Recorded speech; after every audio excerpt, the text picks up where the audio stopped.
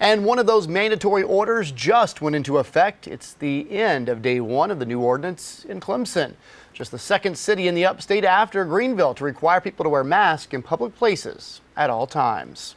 Well, the city says they know it's an adjustment, so they're trying to help people ease into this new normal.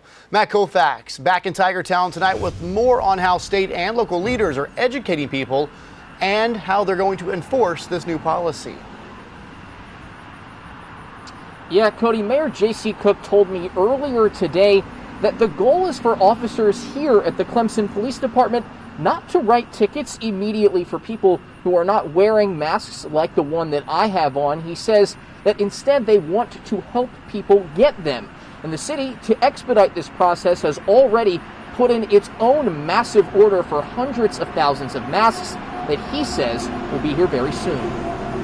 Clemson Mayor J.C. Cook says the ball is already rolling on day one of the city's mask ordinance. We have ordered 200,000 masks from the city to give out to businesses, to put on our cat buses, for our police officers to have. He says they'll be here by Friday, and they have a distribution plan. We've already generated a list of all the brick and mortar stores that are open to the public, and we're giving them categories. Masks will be allocated proportionally to businesses based on foot traffic they'd see in a given day. Let's say an insurance office is not going to have the number of people come through the door as a Lowe's or a Ace Hardware or something like that. Police officers are also authorized to hand them out. Our goal is not for a policeman to write a ticket, but for a policeman to give out a mask and tell them why they need to wear it. People who may not have those supplies available to them readily can take advantage of the help from the city. Education is the key. This is more of an education effort than an enforcement effort. Scott Slatton works in Columbia for the state's municipal association. They're among the bodies cities like Clemson can consult before they roll out an ordinance like this one. Enforcement is going to be the biggest challenge that cities and towns face. He says they've recommended cities hold off on citations until people acclimate, something the mayor is on board with. I think that line is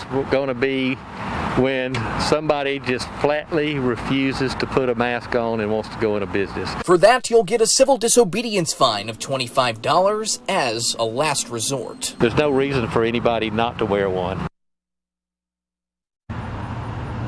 The city is planning also to make posters, to put up banners. They placed orders for those as well, the mayor tells me, to be put all over the city depicting why wearing a mask is so important. The mayor does say that after a couple of weeks, especially after they've distributed all their masks, he thinks law enforcement and anticipates that law enforcement should tighten up to enforce those restrictions even more. After that, you'll be fined as many times as you refuse, but he hopes that it doesn't come to that. In Clemson, Matt Kaufax, Fox Carolina V, 10 o'clock news.